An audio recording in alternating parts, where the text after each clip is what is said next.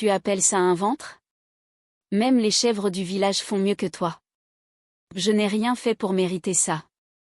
Tu n'as rien fait, c'est bien le problème. Stérile et inutile dans la maison de mon mari. Florence, ça suffit. Non, ça ne suffit pas. Dis-lui toi-même qu'une femme sans enfant n'est qu'une invitée dans cette maison. Un jour, Dieu répondra pour moi. Dieu? Il t'a déjà répondu, ma pauvre.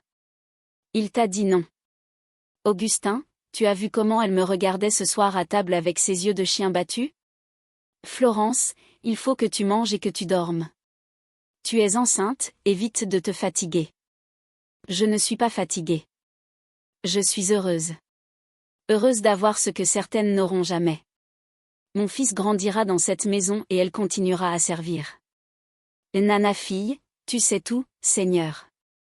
Tu sais ce que j'endure. Tu sais ce que je mérite. Je ne te demande pas la vengeance. Je te demande juste la force. Tu n'as pas dormi? J'ai dormi, Nafissa. On voit bien que non. Tes yeux sont gonflés. Hier soir encore. Ce n'est rien. Ce n'est pas rien. Cette femme te mange vivante et Monsieur Augustin regarde sans rien faire.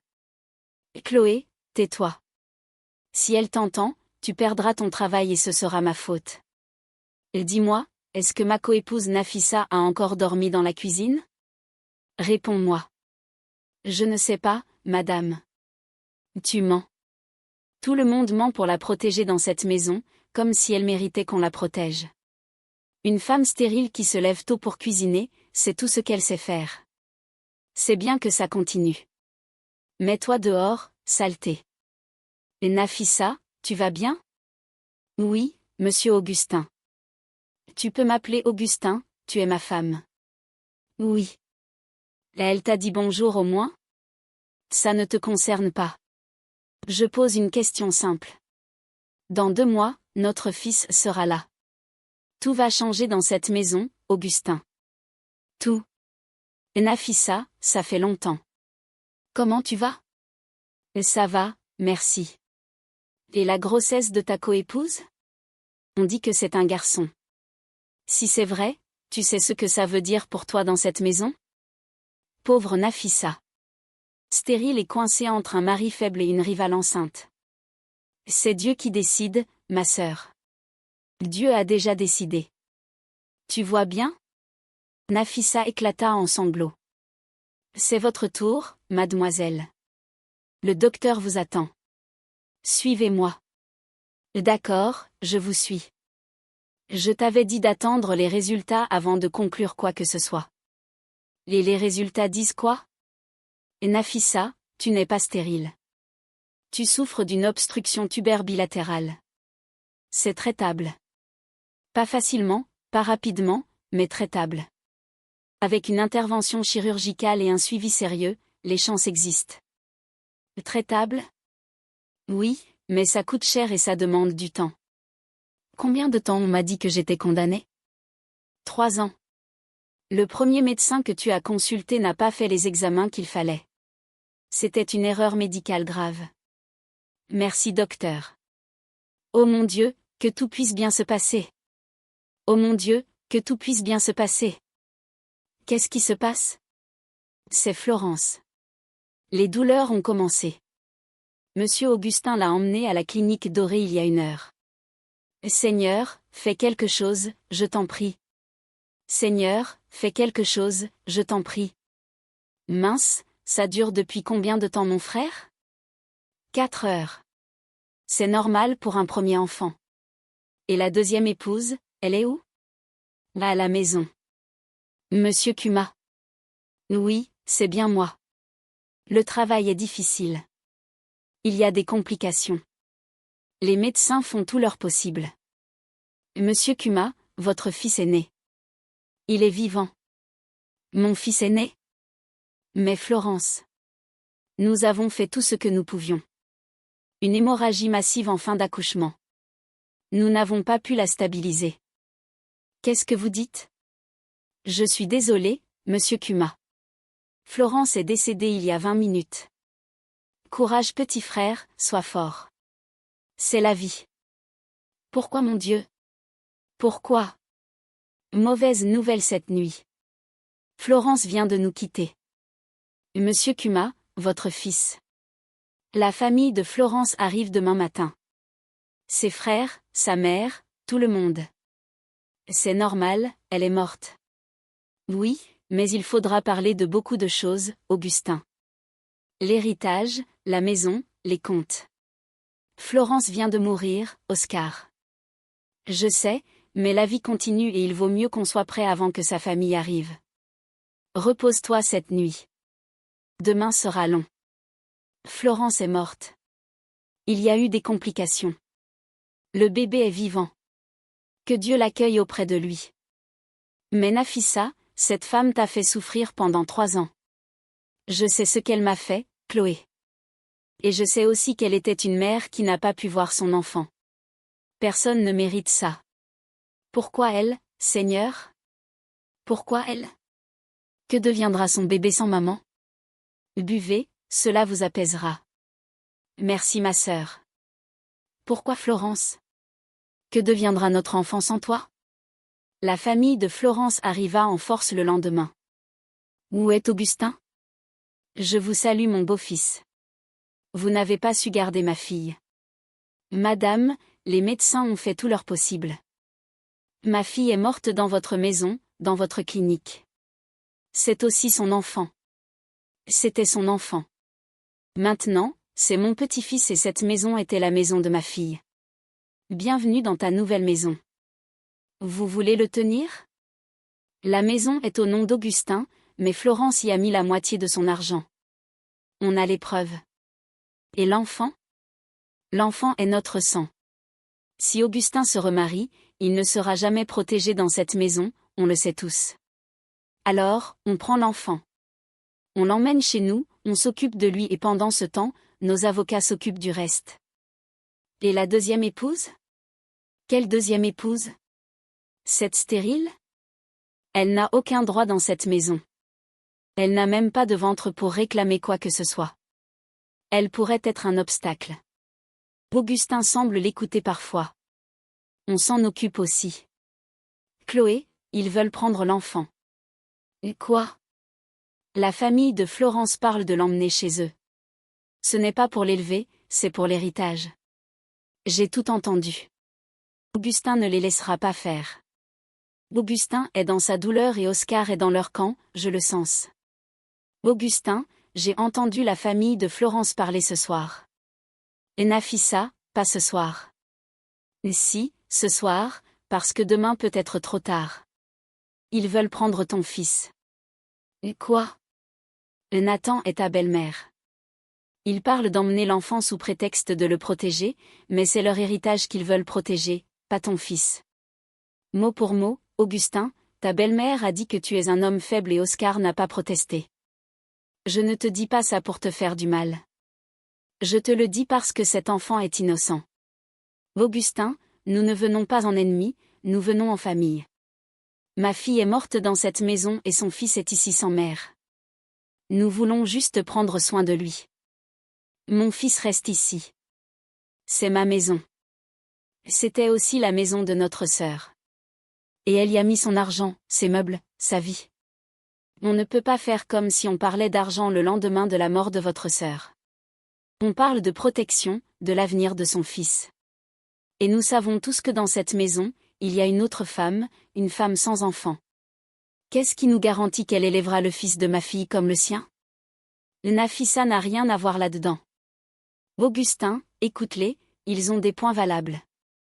Laisse l'enfant aller chez eux quelques mois, le temps que tu te remettes. Toi aussi, Oscar? Je dis juste ce qui est raisonnable. Je vais vous demander de sortir de mon salon. Tous. Mon fils ne va nulle part. Nous serons aux funérailles dans 3 jours. Après l'enterrement, on reprend cette conversation, et cette fois avec nos avocats. Tu fais une erreur. Sors, Oscar. Nafissa marcha toute la nuit, le petit Théodore serré contre sa poitrine dans un pagne bien attaché. À chaque pas, elle tremblait. Derrière elle, elle laissait une maison de souffrance, une réputation de femme stérile et inutile, et un mari qui n'avait pas su la défendre. À l'aube, elle monta dans le premier car direction le nord. Elle n'avait qu'une seule idée, disparaître. Dans un petit village reculé appelé Kpalimé, elle s'installa sous un nouveau nom, Aïcha. Elle se fit passer pour une veuve. Avec l'argent que Chloé lui avait donné, elle loua une petite maison en banco et commença une nouvelle vie. Elle vendait des beignets et du riz aux poissons le matin au marché. L'après-midi, elle s'occupait de Théodore qu'elle appelait désormais Théo. Les années passèrent. Théo grandit en croyant que Nafissa était sa mère biologique. Elle lui raconta qu'il était né la nuit où son père était mort dans un accident. L'enfant ne posa jamais trop de questions. Il voyait seulement l'amour inconditionnel qu'elle lui donnait. « Maman, pourquoi tu pleures parfois la nuit ?» demandait-il à 7 ans. « Parce que je remercie Dieu de m'avoir donné le plus beau cadeau du monde », répondait-elle en le serrant fort. Pendant ce temps, à Belvara, Augustin sombrait. Le remords le rongeait. Il avait tout perdu, sa femme Florence, son fils disparu, et Nafissa qui s'était volatilisée. Il buvait beaucoup. Oscar, son frère, avait pris le contrôle de ses affaires et s'était rapproché dangereusement de la famille de Florence. 20 ans plus tard. Théo, devenu un jeune homme grand et sérieux, venait d'obtenir son master en droit. Il travaillait comme assistant au tribunal de Massinka, à plus de 400 km de Belvara. Un matin, sa supérieure lui confia un vieux dossier. Dossier Ourekuma. Affaire d'héritage complexe. Un enfant disparu il y a 20 ans. La deuxième épouse aurait kidnappé le bébé après la mort de la première femme en couche. Le patriarche Augustin Kuma cherche toujours son fils. Théo sentit son sang se glacer en lisant le nom Augustin Kuma. Le soir même, il rentra à la maison, le dossier sous le bras. « Maman, il faut qu'on parle. » Nafissa était en train de préparer le dîner. Quand elle vit le dossier, elle laissa tomber la cuillère. « Où as-tu eu ça ?»« C'est mon travail, maman. Et mon nom apparaît dedans. Mon vrai nom. Théodore Kuma. » Le silence fut long et lourd. Nafissa s'assit lentement, les larmes aux yeux. « Je voulais te le dire, un jour.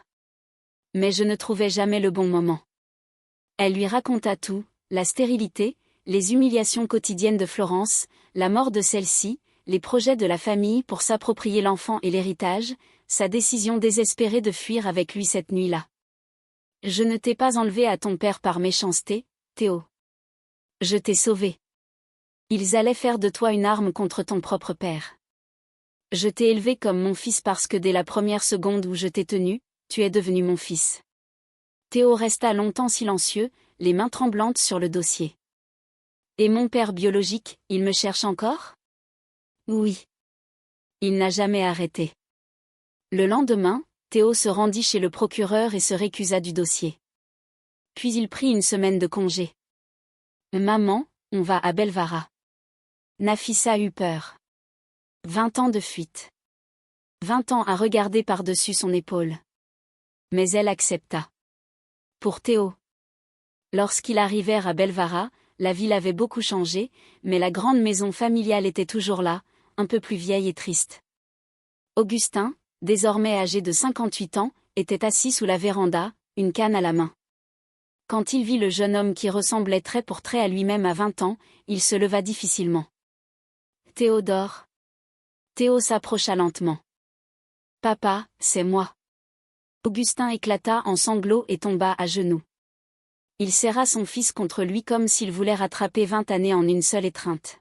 « Mon fils est vivant. » Puis son regard se posa sur Nafissa, qui se tenait un peu en retrait. « Nafissa. » Elle baissa la tête. « Je sais que tu dois me détester. J'ai pris ton enfant. J'ai fui comme une voleuse. Mais je ne regrette pas.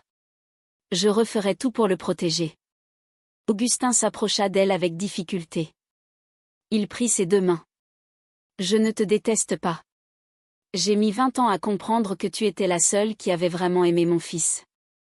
Florence est morte, sa famille a failli tout détruire, et toi, tu l'as sauvée. Merci, Nafissa. Merci d'avoir été sa mère. » Les jours suivants furent intenses. Théo rencontra enfin son père. Ils parlèrent pendant des heures.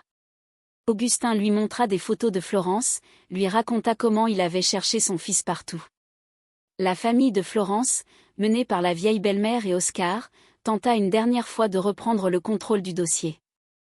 Mais cette fois, Théo lui-même, devenu avocat, s'occupa de l'affaire. Au tribunal, le jugement fut sans appel. La famille Houré fut reconnue coupable de tentative de détournement d'héritage, faux documents et harcèlement. Nathan Houré et sa mère écopèrent de plusieurs années de prison ferme. Les biens furent entièrement restitués à Théodore Cuma, fils légitime d'Augustin. Après le jugement, Augustin demande à Nafissa en mariage, pour de vrai cette fois. Je n'ai pas su te protéger quand tu étais ma femme. Laisse-moi te rendre justice aujourd'hui. Devant Dieu et devant les hommes, veux-tu devenir ma seule épouse? Nafissa pleura. J'ai passé 20 ans à élever ton fils. Aujourd'hui, je veux juste vivre en paix avec lui, et avec toi, si Dieu le veut. Ils se marièrent dans l'intimité, entourés seulement de Théo, Chloé, venue spécialement, et quelques amis proches. Un an plus tard, Nafissa, qui avait enfin pu se faire opérer grâce à l'argent restitué, tomba enceinte. À 46 ans, elle donna naissance à une petite fille qu'ils prénommèrent Fatoumata. Le jour du baptême, Augustin prit la parole devant tout le monde. J'ai appris la plus grande leçon de ma vie, une femme n'est pas définie par son ventre, mais par son cœur. Nafissa m'a tout pris pour tout donner. Elle m'a pris mon fils pour le sauver, et aujourd'hui elle m'a tout rendu. Théo, ému, serra sa mère adoptive très fort. Merci maman. Merci de m'avoir choisi. Nafissa répondit simplement, les larmes aux yeux. C'est Dieu qui m'a choisi pour toi. J'ai juste obéi.